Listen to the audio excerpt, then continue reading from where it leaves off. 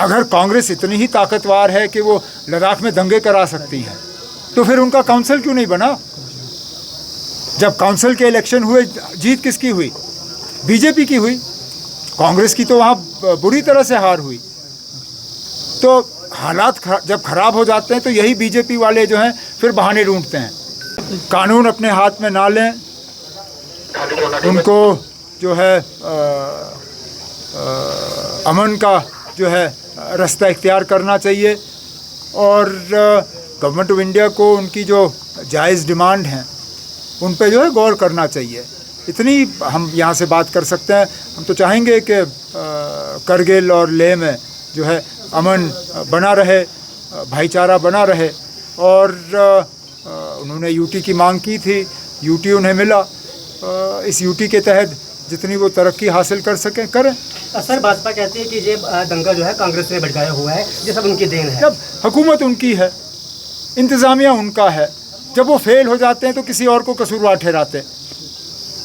अब अगर कांग्रेस इतनी ही ताकतवर है कि वो लद्दाख में दंगे करा सकती है, तो फिर उनका काउंसिल क्यों नहीं बना?